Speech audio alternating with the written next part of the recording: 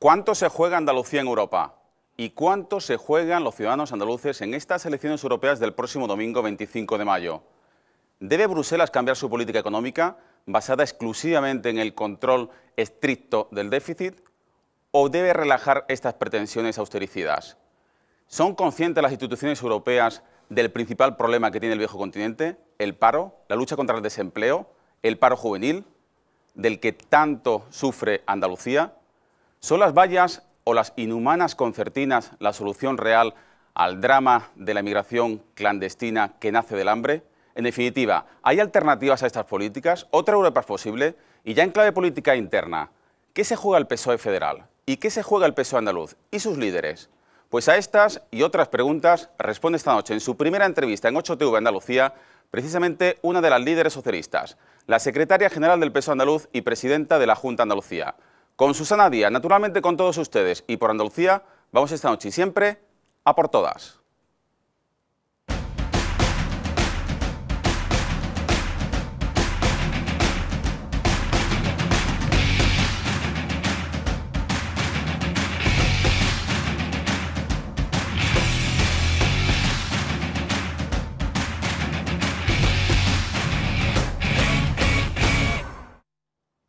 Buenas noches Andalucía, edición especial de A por Todas, elecciones europeas.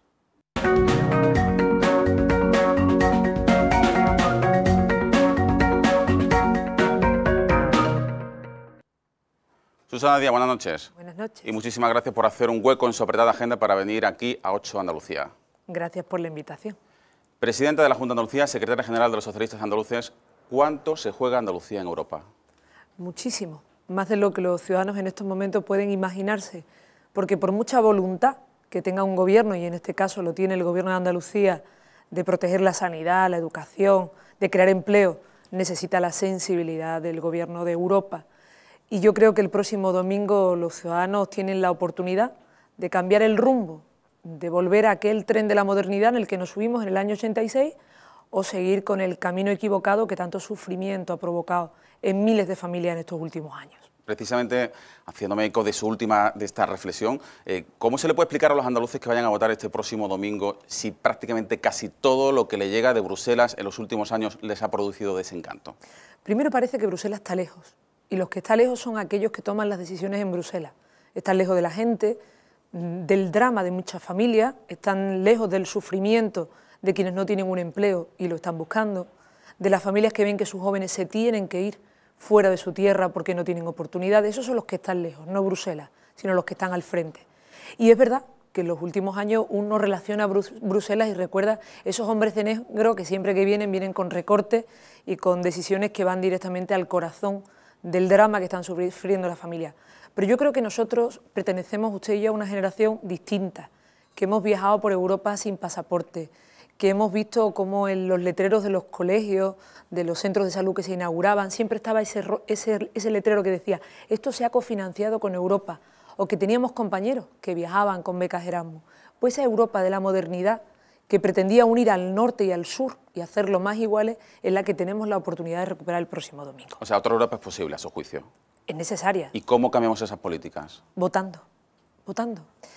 Lo peor que está pasando en estos momentos es el descrédito de la política.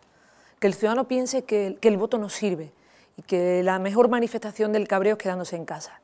Nos estamos jugando muchísimo. A mí me dicen padres, madres, abuelos, abuelas, por muchos rincones de Andalucía, Susana, que mis hijos no vivan peor de lo que he vivido yo, porque yo he vivido mejor que mis padres.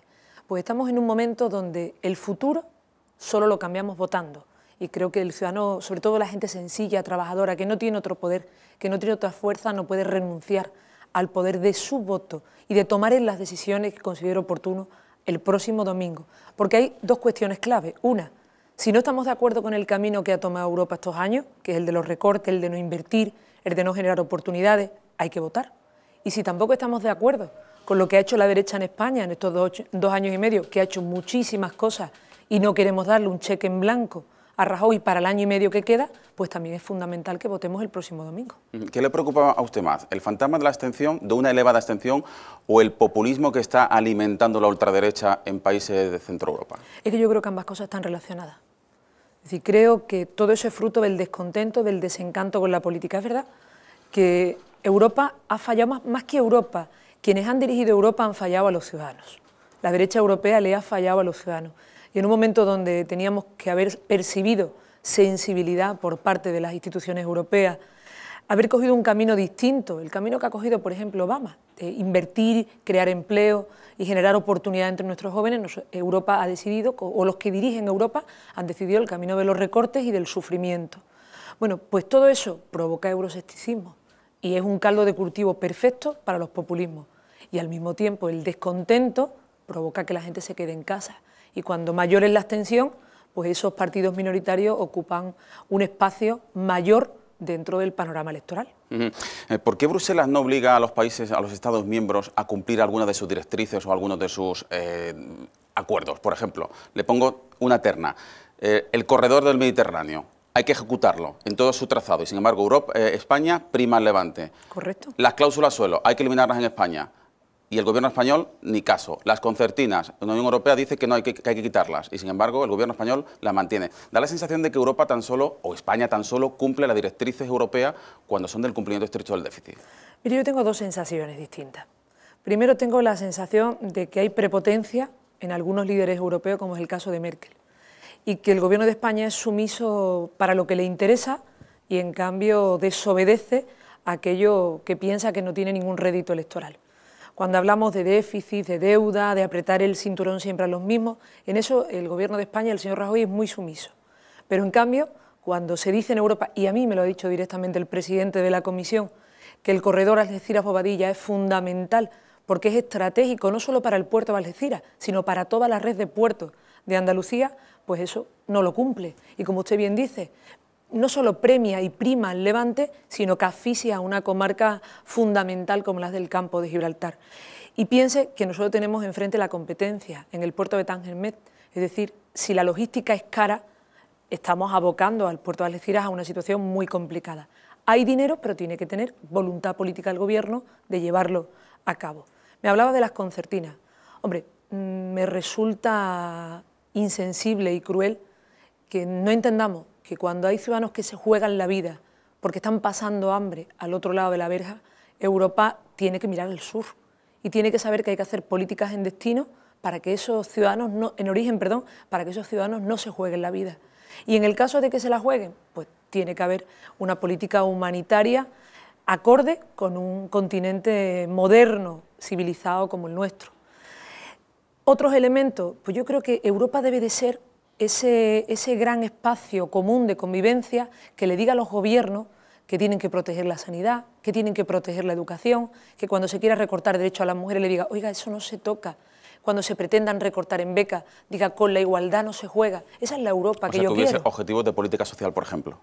Que el mismo entusiasmo que se pone, o la misma contundencia que se pone para obligar a los Estados a cumplir el déficit, se pusiese también para obligar a los Estados a respetar los derechos y las libertades de los ciudadanos. Hablando del déficit, habla usted de la prepotencia o supuesta prepotencia de Angela Merkel, habla usted de la sumisión del señor Rajoy, el presidente del Gobierno. ¿Qué le pareció la decisión del ministro Cristóbal Montoro de regalar, entre comillas, 3 décimas en el cumplimiento del déficit de este año? Y sobre todo, ¿confía usted en que relaje el objetivo de déficit a las comunidades autónomas y sobre todo a Andalucía? Mire, me resulta incomprensible.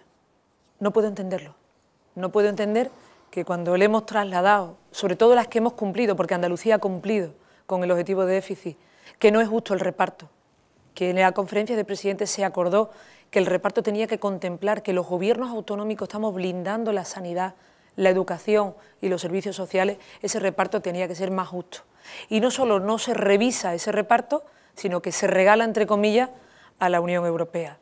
Bueno, no lo entiendo cuando hay una demanda de gobiernos autonómicos como el mío, que sí hemos cumplido, pero que queremos hacer más cosas, que queremos devolver parte de los derechos que en estos momentos tienen congelados los funcionarios, como es el caso de un porcentaje de sus pagas, que queremos aumentar la inversión en el empleo, queremos crear más empleo, aunque somos en estos momentos la comunidad autónoma que lo está haciendo a más velocidad, pues queremos que sea aún más.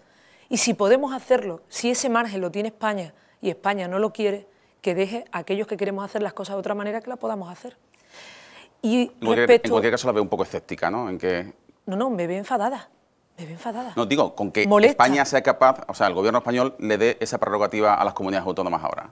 Pero me molesta que si tenemos ese margen y hay gobiernos que queremos hacer más cosas, queremos ayudar a más gente, queremos crear empleo y queremos devolver derechos, que en vez de darnos a nosotros esas décimas, se pretendan devolver a Europa. No lo entiendo, pero no lo entiendo yo y creo que no lo entienden la inmensa mayoría de los ciudadanos a los que se les está pidiendo tanto esfuerzo.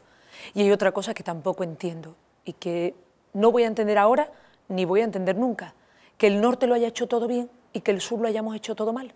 Y por eso el norte de Europa tiene que mandar y el sur de Europa tiene que acatar.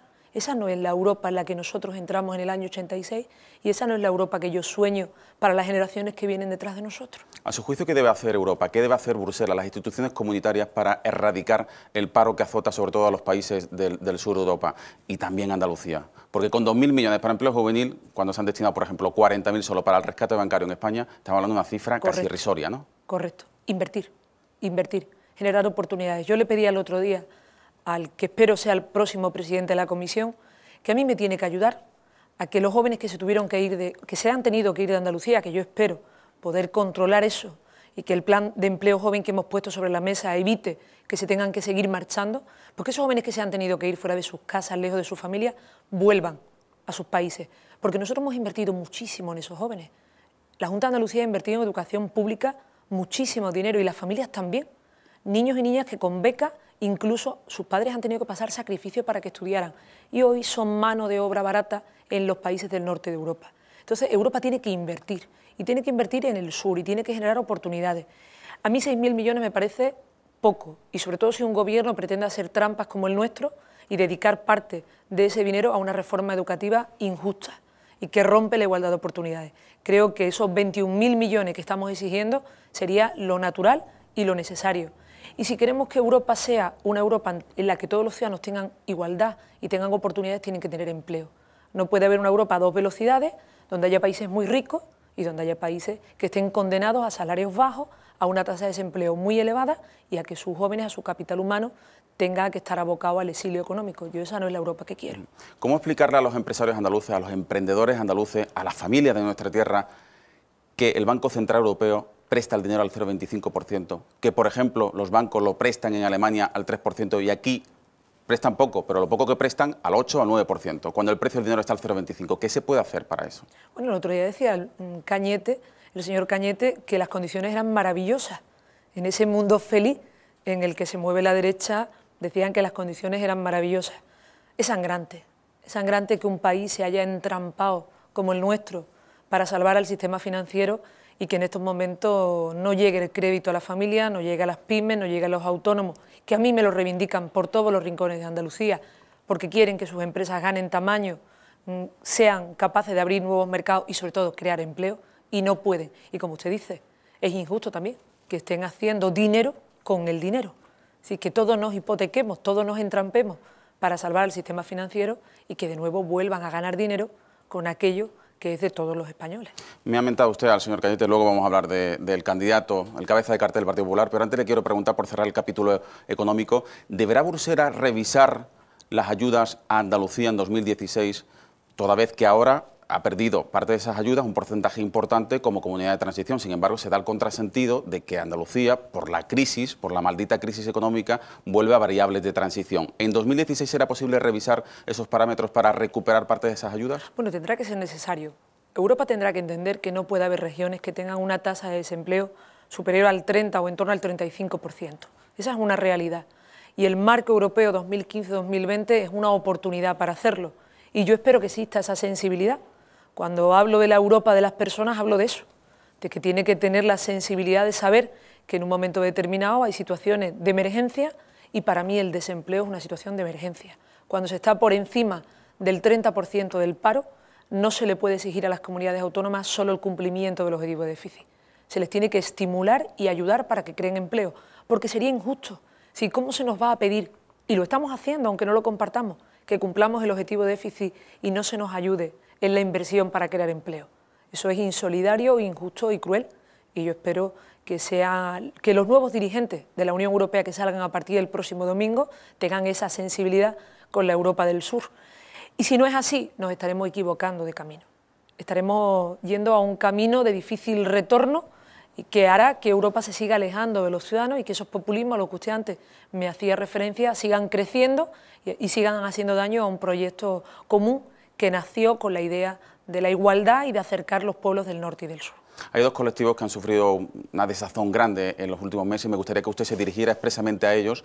Son los agricultores andaluces que han visto que se vendió un reparto de la PAC importante, una consecución importante en España, sin embargo luego en el reparto autonómico han salido perjudicados con 500 millones de euros, millones más o menos aproximadamente, según quien lo diga. Y por otra parte los pescadores, que llevan 5 meses esperando regresar al caladero marroquí y todavía el rey alauí no ha firmado ese acuerdo. No sé si usted tiene información al respecto, ¿qué mensaje se le puede trasladar? Bueno, en primer lugar, ha habido deslealtad y ha habido agravio con Andalucía. Nosotros fuimos leales, yo era consejera de Presidencia en ese momento, fuimos leales con el Gobierno de España para ir de la mano a Bruselas y exigir que España no perdiera un solo euro en el reparto de la PAC. Llama la atención que cuando hemos vuelto a España, ningún territorio ha perdido ni un solo euro, solo Andalucía. Eso se llama reparto político. Aquí lo que ha habido es un reparto político y se ha castigado gratuitamente a los agricultores y a los ganaderos andaluces. Nosotros como Gobierno andaluz vamos a responder, vamos a aportar, vamos a ayudar y vamos a compensar, pero no es justo. No es justo que tengamos que seguir soportando que porque en Andalucía gobierna la izquierda y hay una presidenta socialista, en estos momentos Rajoy castigue a los agricultores y a los ganaderos andaluces. No es la primera vez que pasa, pero yo pensé que esta vez que habíamos sido muy leales, que habíamos ido de la mano a Bruselas, el reparto iba a ser justo y equitativo, teniendo en cuenta además lo que representa el campo andaluz dentro de los porcentajes que maneja el conjunto del PIB nacional. Yo pensaba que ese reparto iba a ser justo y no lo hemos conseguido. Respecto a la pesca, sé que hay una reunión mañana en Madrid, yo espero que tenga una salida cuanto antes. No puede ser que los productos que vienen de fuera de nuestro país y fuera de la Unión Europea no se les exija los mismos requisitos que a los productos nacionales. Es decir, no es posible que las fronteras, nos preocupemos mucho en fronteras como la del campo de Gibraltar y no nos preocupemos en absoluto a que los productos cuando entran en nuestro continente no tengan los mismos requisitos que tienen que cumplir los productos andaluces. Y tampoco es justo que lleven los pescadores 5 meses sin poder faenar. El otro día me decían en la línea que en las 3 últimas semanas habían salido 4 veces a la mar. Eso, el Gobierno tiene que mover ficha y tiene que exigir en Europa que cuanto antes Marruecos cumpla, porque Europa está cumpliendo con Marruecos y por lo tanto Marruecos tiene que cumplir con Europa. Yo tengo previsto visitar pronto Marruecos dentro de esa relación normal de vecindad y de intereses comunes que tenemos, pero es cierto que a Marruecos hay que exigirle lo mismo que Marruecos cuando llega la hora exige a la Unión Europea, lo mismo. Hablando de fronteras, la frontera con Gibraltar, la verja, no sé si usted nos puede decir qué va a pasar con esos miles de trabajadores que sufren a diario esas colas maratonianas para poder entrar y salir de la verja. Hay miles de trabajadores que están sufriendo precisamente estos controles estrictos de la verja. En torno a 7.000 hombres y mujeres que todos los días tienen que atravesar la verja para ir a trabajar. Eso es lo que le intenté explicar el viernes al ministro por enésima vez. Yo hablé con el ministro Margallo hará cuestión de 6 meses y le garanticé que iba a tener la lealtad de mi gobierno en cuanto afectara a la negociación que el Gobierno de España estaba llevando respecto a Gibraltar y respecto al arroje de los diques que se habían producido allí. Pero también le pedí sensibilidad con esos 6, 7, 8.000 hombres y mujeres que entran todos los días a trabajar.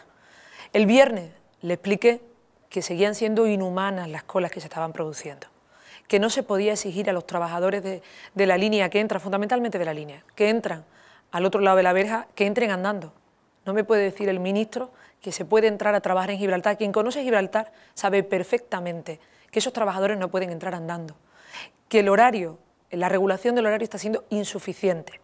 Y me he comprometido con el ministro a hacerle llegar en estos días, lo haré seguramente durante el día de hoy o mañana, las recomendaciones que nosotros entendemos son fundamentales para que esos trabajadores no paguen un conflicto político que cuanto antes tiene que tener solución. En política exterior yo siempre voy a estar al lado del Gobierno, pero eso sí, le voy a exigir al Gobierno que esté al lado de la gente y tiene que estar al lado de esos miles de hombres y mujeres que de verdad todos los días pasan un calvario exclusivamente para poder ir a su puesto de trabajo. Pues esto es un poco más explícita, ¿qué recomendaciones? ¿Por dónde van a ir? En primer lugar, los horarios tienen que estar acordes, los horarios con el horario de los trabajadores. Y en segundo lugar, no podemos exigirle a esos trabajadores que tengan que entrar andando si quieren evitar las colas. Porque usted sabe bien, si conoce lo que es el Peñón, que es absurdo pensar que todo el mundo trabaja justo al otro lado de la verja. Hay trabajadores que tienen que recorrer casi 1 hora para llegar a su puesto de trabajo. Creo que eso es cruel, insensible, y no es entender que un conflicto político no lo pueden pagar siempre los de siempre, y en este caso los trabajadores y las trabajadoras del campo de Gibraltar. Bueno, vamos a pisar un poco más arena política.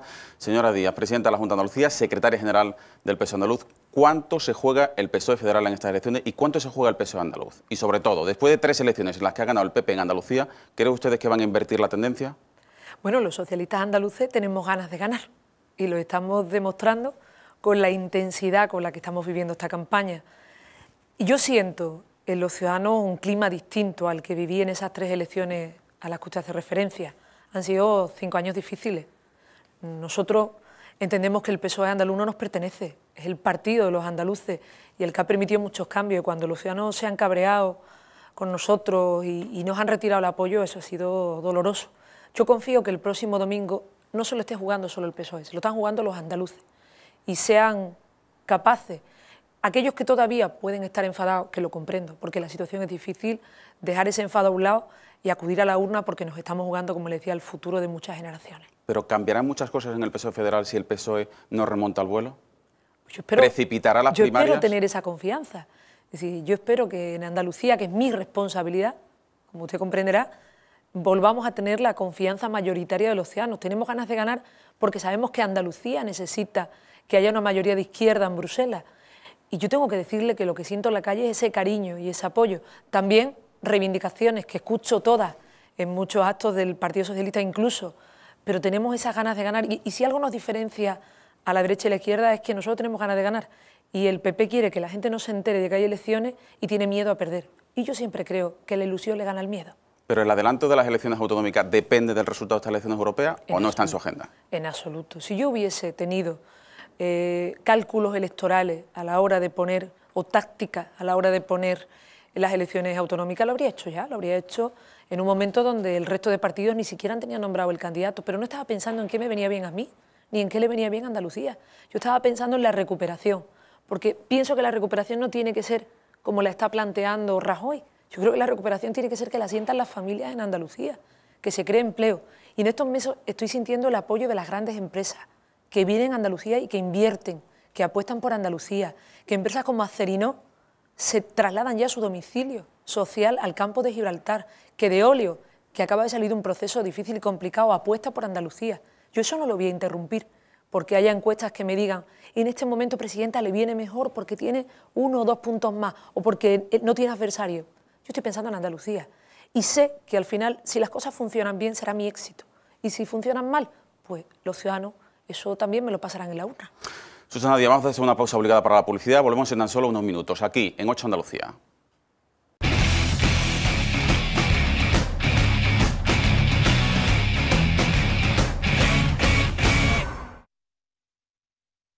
Seguimos en 8 Andalucía yendo a por todas, en una por todas especial, elecciones europeas, con la secretaria general del PSOE andaluz y presidenta de la Junta de Andalucía.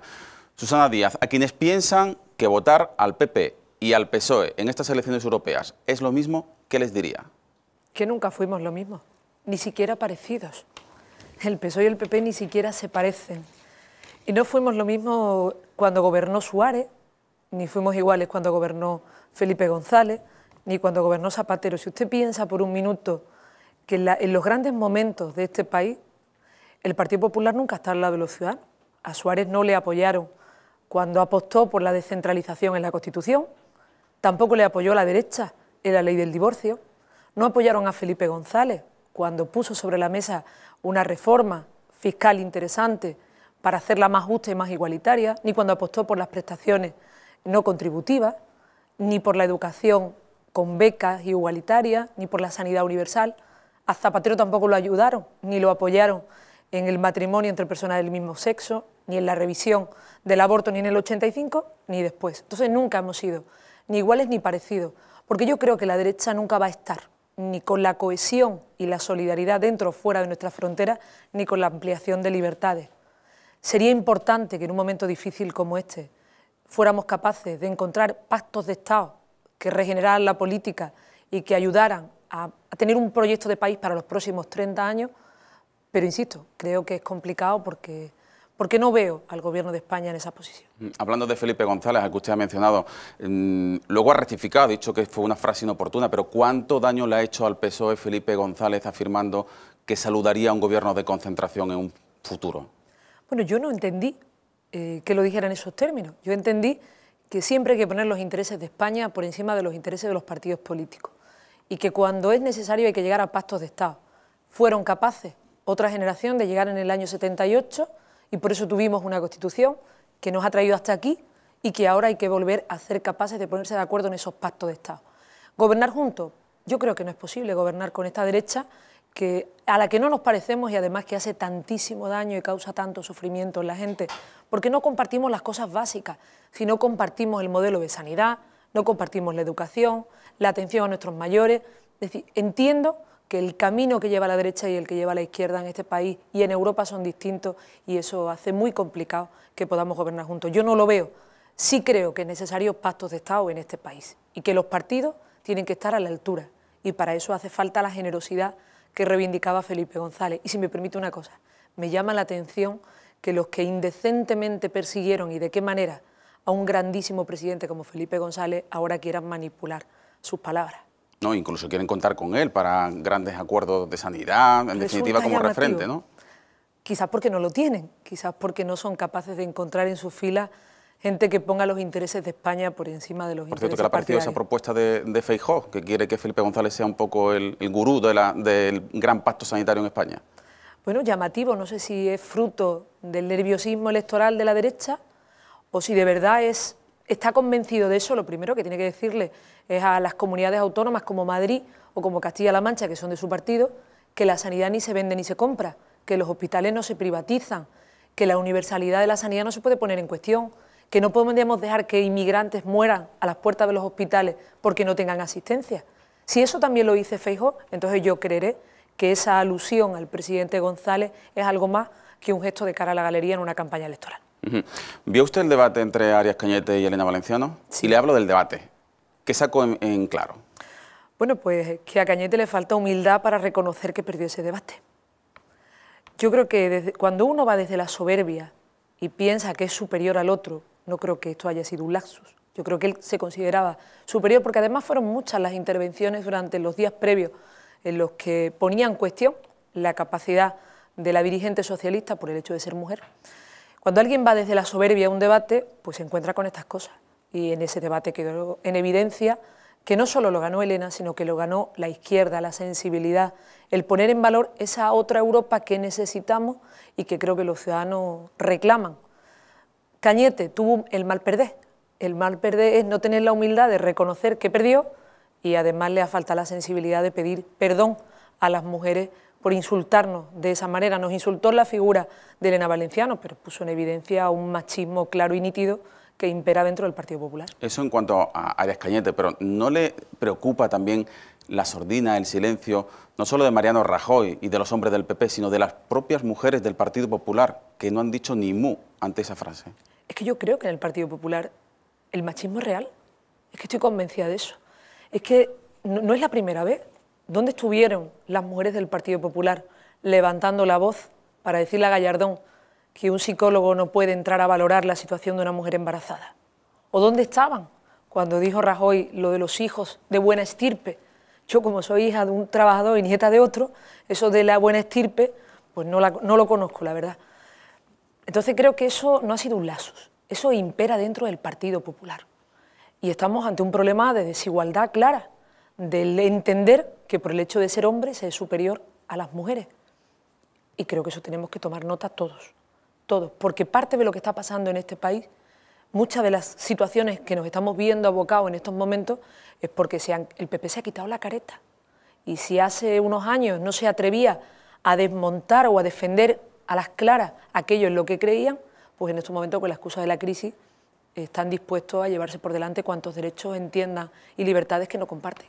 ¿Susana Díaz tiene miedo a debatir con Juan Manuel Moreno Bonilla? Si llega de candidato, por supuesto que no.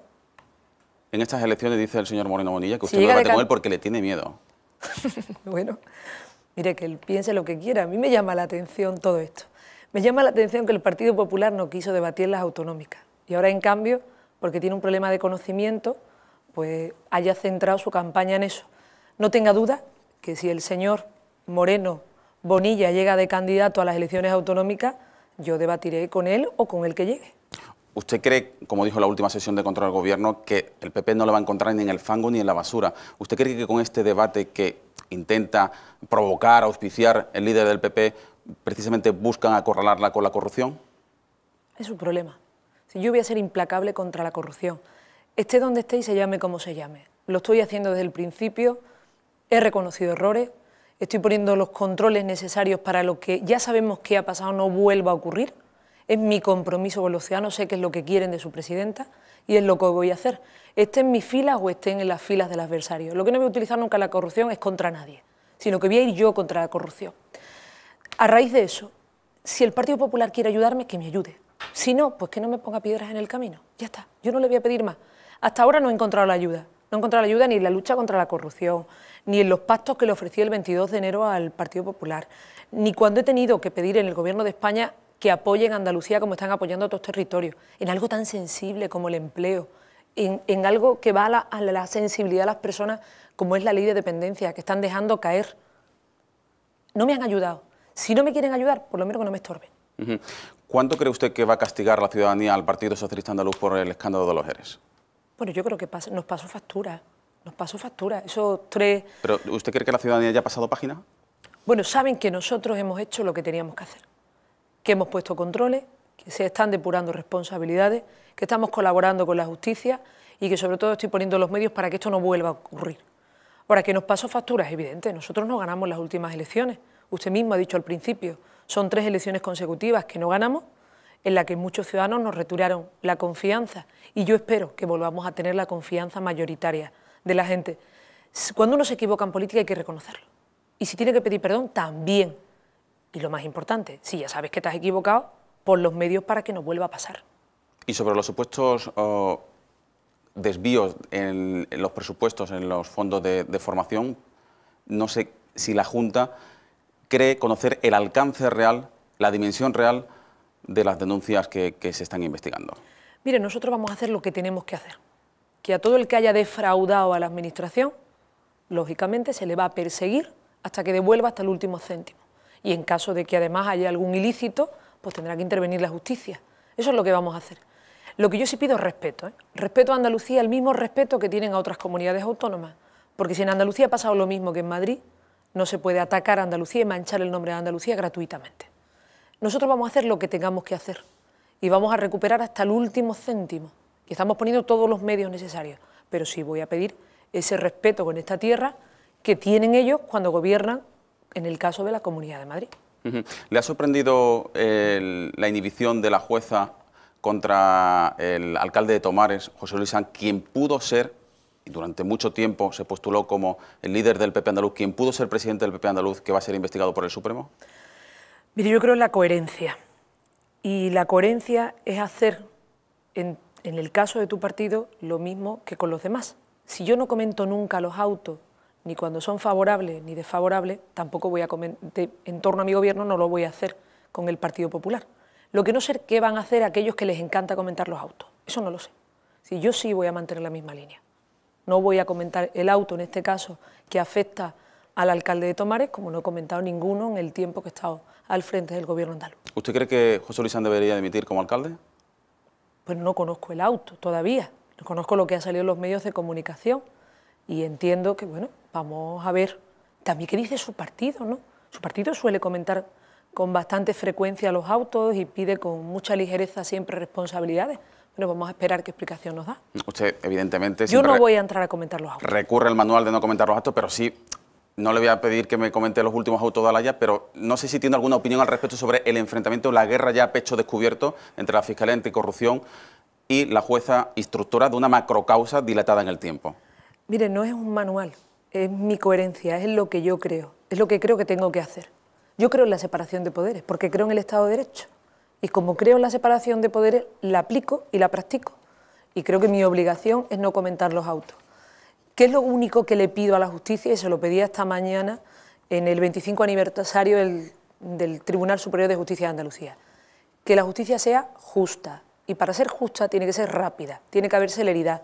Los ciudadanos no pueden ver que desde que se comete un ilícito o un delito se tardan 11 o 15 años en pagarlo. Eso no es normal. Y tampoco se puede dificultar el acceso de los ciudadanos a la justicia. No puede haber una justicia para ricos y otras para pobres. Eso es lo que yo le pido a la justicia. Y después voy a colaborar siempre. Y entienda que como presidenta de todos los andaluces, creo que mi obligación, y no es de manual, es ser respetuosa siempre con la justicia, aunque tenga en mi fuero interno la opinión personal que me corresponda. Buscamos ahora más su perfil institucional. ¿Bajaremos del 1.000.000 de parado, presidenta de la Junta de Andalucía, en verano, como ha anticipado su consejero de Economía, o es ilusionismo, como dicen los sindicatos? En absoluto. Yo estoy convencida de que vamos a bajar pronto. No le puedo decir en qué mes exactamente. Sé que el mes de mayo va a ser un mes también bueno, como lo ha sido el mes de abril, y hay una diferencia en los datos de la EPA de Andalucía con España. En Andalucía aumentan las afiliaciones a la Seguridad Social, es decir, se crea empleo. En España la gente se aburre y no se apunta al paro porque piensa que no lo van a llamar. En cambio aquí se sigue creando empleo. 20 veces ha bajado más el paro en Andalucía que en España. En España en torno a 2.500, en Andalucía 60.000. Entonces yo creo que el dato de mayo va a ser bueno, va a ir en la línea del mes de abril. Vamos a crear empleo por encima de la media y bueno, y esperemos que lo antes posible bajemos de esa cifra que yo considero una barbaridad del 1.000.000 de parados, porque 1.000.000 de parados significa 1.000.000 de familias, de hombres y mujeres que lo están pasando muy mal y a mí me duelen todos y cada uno de ellos. No me verá contenta ni siquiera cuando bajemos del 1.000.000 de parados. ¿En qué se diferencia este vaticinio positivo, eufórico, prácticamente podríamos decir, de la frase del Gobierno que reitera día tras día de que hemos superado la crisis? ¿En qué se diferencian ambos mensajes? Pues se lo he dicho, que a mí no me va a ver contenta. Si decía el presidente Rajoy el otro día que estaba contento por los datos del paro. A mí, como me duelen todos y cada uno de los parados, si me duele el 1.000.000 de parados que hay en Andalucía, yo no puedo estar contenta porque sé que hay familias que lo están pasando muy mal. Y yo no entiendo tampoco como un presidente del Gobierno, con 1.200.000 parados más que hace 2 años y medio, y con 2 millones de casas, de hogares en este país, con todos sus miembros en desempleo, puede tener en estos momentos ningún tipo de alegría ni estar lanzando las campanas al vuelo. Yo quiero la recuperación, no solo la quiero, me estoy dejando la piel por ella. Estoy firmando alianzas con grandes empresas, abriendo minas, estimulando la construcción sostenible, poniendo planes de empleo joven. Deseo que haya recuperación, pero deseo que esa recuperación la sientan las familias, la sienta la gente y sea de verdad, no sea una recuperación para unos pocos y que dejan miles de personas en la cuneta. Por cierto, ¿satisfecha con los datos momentáneos de la Mesa de la Construcción Sostenible? Pues mire, yo creo que en estos momentos está demostrando que el camino es el correcto. Hay 3.000 empresas que se han acogido, que tienen interés. Y eso significa muchos miles de trabajadores que van a poder tener una oportunidad y que abre un camino que parecía vedado hace unos años. Si uno hablaba de construcción y pensaba en la especulación, en lo que nos ha traído hasta aquí, pues yo creo que tenemos la oportunidad de demostrar que la construcción puede ser sostenible y que al mismo tiempo incompatible con el pelotazo urbanístico y con el querer aprovecharse de algo que da dignidad como es la vivienda. Yo voy a estimularla, voy a ayudar a que muchos hombres, sobre todo hombres de más de 50 años, algunos de ellos que me resulta un drama, que son albañiles, pintores, encofradores, cristaleros, arquitectos, puedan volver a tener una oportunidad. Y creo que es posible. Ahí tenemos un horizonte, que es el mes de octubre, donde vamos a ampliar lo que hoy es el plan de los 200 millones. Yo confío en que se pueden poner sobre la mesa instrumentos como un plan renove turístico para ofertas hoteleras que en estos momentos están obsoletas y que creo que se pueden incorporar, se puede simultanear lo que es la oferta turística y el tener beneficios con, al mismo tiempo, rehabilitar y que, bueno, como eso hay otros sectores que pueden ayudar a que esa estimulación de la construcción sea sostenible en el tiempo. Presidenta, ¿cerrará la Junta de Andalucía aquellas facultades que tengan pocos alumnos? En absoluto. ¿Puede usted lanzar algún mensaje tranquilizador después de lo que escuchamos la pasada semana? Mire, yo tengo un consejero de Economía que es un hombre muy sincero, viene del mundo académico y él hace reflexiones que él en su foro interno considera que son así. Pero también es cierto que si algo tiene de fortaleza el sistema educativo andaluz, concretamente el sistema universitario, es su implantación en el territorio. Es decir, que los jóvenes en todos los rincones de Andalucía pueden acceder a esa educación superior en igualdad de condiciones. Eso exige un esfuerzo mayor de inversión por parte del Gobierno de la Junta de Andalucía, que lo hemos llevado a cabo estos años y vamos a seguir apostando por él. Ahora también entiendo que desde su sinceridad el consejero pues, haga aportaciones puramente, como diría, personales, pero que no se corresponden con la voluntad del gobierno andaluz. Imagínense si hasta qué punto tengo la sensibilidad de lo que está pasando en las universidades, que en Andalucía todas las universidades andaluzas han fraccionado mes a mes la matrícula de los jóvenes, porque sé que hay familias que no pueden ni siquiera pagar la matrícula en 2 veces. ¿Cómo los voy a trasladar con un gobierno de España que está recortando en becas? ¿Cómo les voy a aumentar la distancia para poder acudir a su centro universitario? Hablando de educación, ¿pagará la Junta de Andalucía con dinero público conciertos a colegios que segregan por sexo? Esto es, niños con niños, niñas con niñas. Bueno, vamos a intentar que no. Bueno, vamos a TSJ recurrirlo. le dice que sí. Vamos a recurrirlo. Vamos a recurrirlo y además por 2 cosas.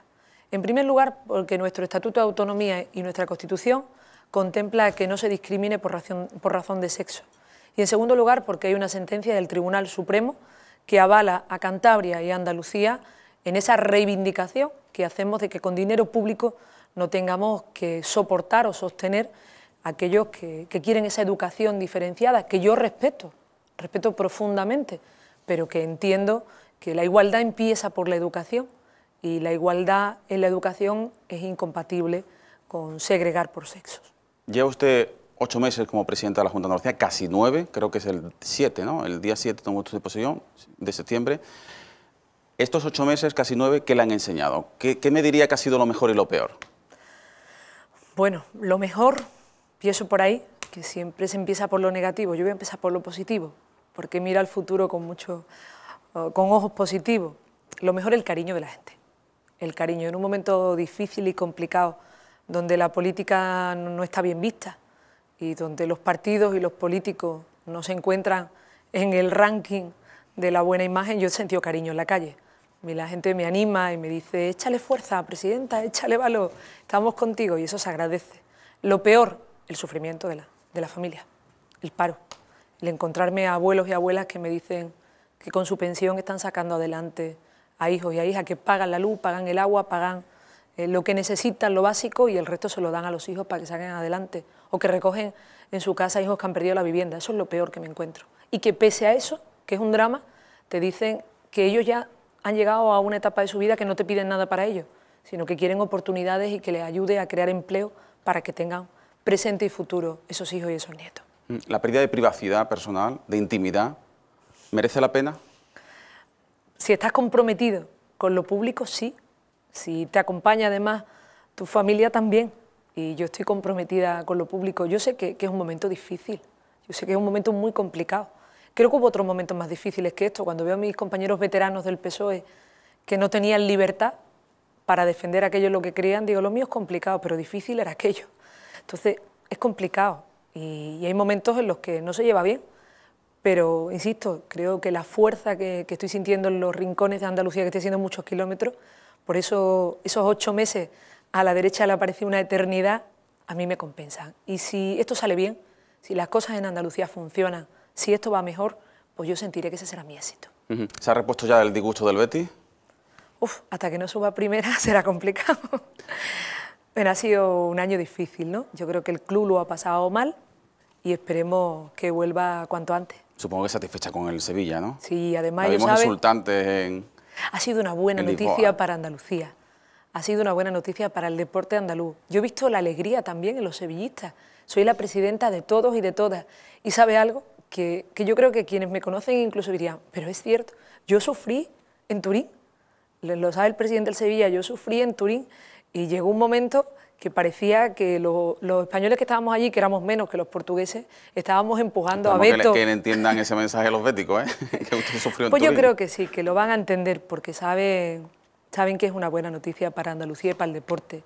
Y es un gesto de deportividad igual que el que tuvo el cónsul de Portugal viniendo a San Telmo a recibir al Sevilla. El deporte tiene que ser eso, ese tiene que ser el buen mensaje que le mandemos a los niños y a las niñas. El deporte tiene que ayudar a educar y yo confío que el deporte andaluz me va a ayudar también en esta etapa a eso. Completando el deporte andaluz, satisfecha también con Granada y Almería, que ya se salvaron in extremis, ¿no? Exacto, exacto. Yo creo que hay una buena noticia, que ya se salvó el Málaga hace un par de semanas, que ahora lo hayan hecho el Almería y el Granada en el último minuto y deseando que cuanto antes el Betis vuelva a primera. Bueno, dos últimas cuestiones, presidenta de la Junta de Andalucía. Me va a permitir una licencia personal en nombre de todos los periodistas, todos los técnicos, los empresarios que apostaron por este nuevo medio de comunicación. El próximo martes, 27 de mayo, este nuevo medio plural, que nació con fibra progresista y corazón social y honestidad crítica, cumple un año. Inauguramos con usted, y le pedimos ese favor, los mensajes de ánimo, de felicitación por este primer aniversario, que esperemos que no sea el último. Mire, yo creo que no hay democracia sin libertad de prensa y este país necesita medios que den esa visión de pluralidad, de información, que no confundan la opinión con la información y que abran una ventana a esa esperanza que yo espero en que Andalucía tenga y tenga en un futuro inmediato. Así que le deseo lo mejor y que este año sea también un año de éxitos para la cadena. Presidenta, ya por último, como secretaria general del Partido Socialista Andaluz, último mensaje para pedir el voto y supongo que para pedir el voto para el PSOE. Dirija usted a los andaluces. Mire, en Andalucía nos jugamos muchísimo.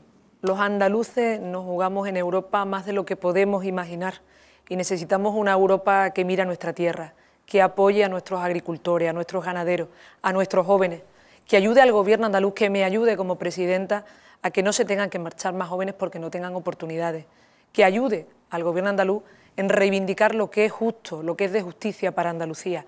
Por eso creo que es fundamental que el próximo domingo, que el próximo 25 de mayo vayamos a votar, vayamos a defender el compromiso con Andalucía y vayamos a votar al Partido Socialista.